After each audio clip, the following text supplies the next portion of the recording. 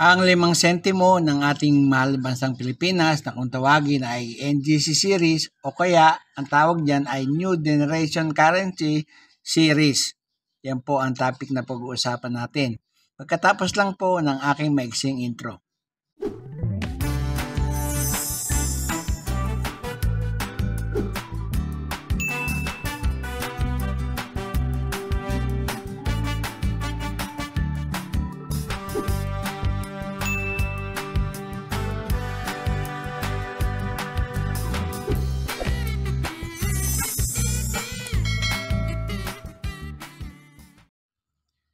Isang magandang araw po sa inyong lahat, lalo na sa aking mga kabarya at kapwa-kolektor.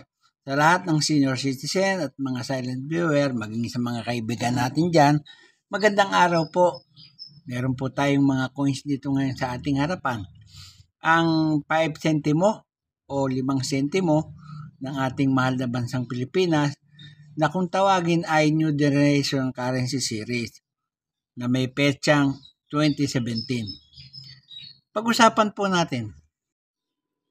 Sa obverse na bahagi po ng baryang ito ay makikita natin kanyang bandang kaliwa ang sagisag ng ating watawat.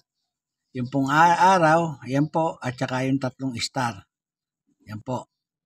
Sa bandang kanan naman, yung number 5 o makikita natin ay sinasabing 5 sentimo. Yan po. Sa ibabaw, nakasulat ang Republika ng Pilipinas. Yan po. At tapos, kung ihihiga natin yung barya, ayan yan, makikita natin ang petsa ng pagkakagawa 2017. Yan po ang nakasulat. Sa reverse na bahagi naman ay makikita natin sa bandang kaliwa yung tinatawag na crown flower o sa scientific name niya ay Calotropis gigantea. Ayan po. Tapos sa ibaba may nakasulat na kapal-kapal. Ang nakasulat kapal-kapal baging. Yan po. Sa bandang kanan naman, yun, ay makikita natin ang seal ng Bangko Sentral ng Pilipinas. Yan. Kung tawagin sa kanyang translation niyan ay Central Bank of the Philippines. Ang nag-engrave po niya ay ang mismong Central Bank of the Philippines o Bangko Sentral ng Pilipinas. Yan po. Kung titignan naman natin ang kanyang edge, reeded. Yan po. Ginawa po yan, barya na yan sa mismong Central Bank of the Philippines sa Quezon City. Yung BSP Security Plant Complex sa Quezon City, yan po ang gumagawa niyan. Yan nga po ay, alam naman natin na yan ay barya o pera ng bansang Pilipinas. Ang nag-i-issue po niyan ay ang Bangko Sentral ng Pilipinas. Republic po ang kanyang panahon, buhat 1946 hanggang sa kasalukuyan. Ang type po, standard circulation coin. Ang taon ng pag-iiral niya, nag-umpisa ng 2017, yan po hanggang sa kasalukuyan. Ang value nga po ay 5 sentimo. Currency natin, alam naman natin, piso. Ang komposisyon niyan ay nickel-plated steel. Tumitimbang po ng 2.20 grams, may diameter na 16 mm at kapal na 1.6 mm. Ang hubog niya ay bilog. Milled ang technique na ginamit yan at medal alignment ang orientation. Na-issue po yan noong March 26, 2017. May number po na number 138809 at reference number KM number 298.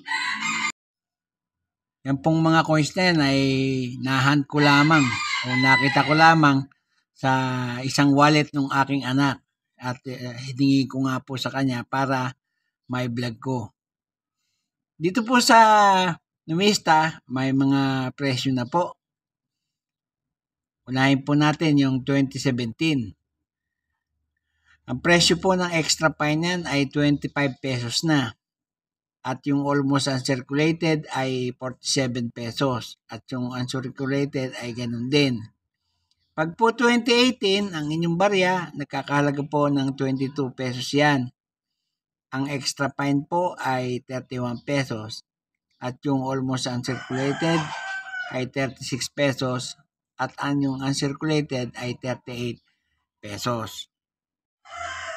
Dito po sa eBay, wala akong makitang presyo. Pero sa Jerem Collection po, nagkakahalaga po ng 1.29 euro.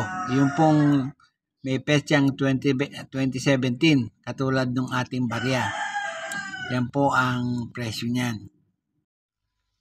Yan lamang po at wala nang iba. Yung pong mga barya natin, bagamat hindi niyo na pinapansin, yung mga 5 centavos na ganyan, lalo na itong 2017, ay may halaga na po. Kaya po ating ingatan at ating itago. Sinupin po natin para sa darating na panahon.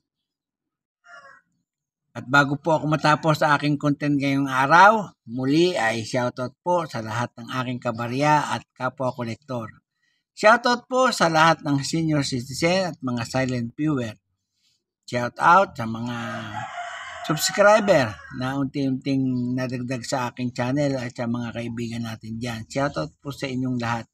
Walang tigil at walang sawa po ako nagpapasalamat pagkat kayo laging nandyan at nakasubaybay sa aking channel. Salamat po ng marami sa inyong walang sawang panonood.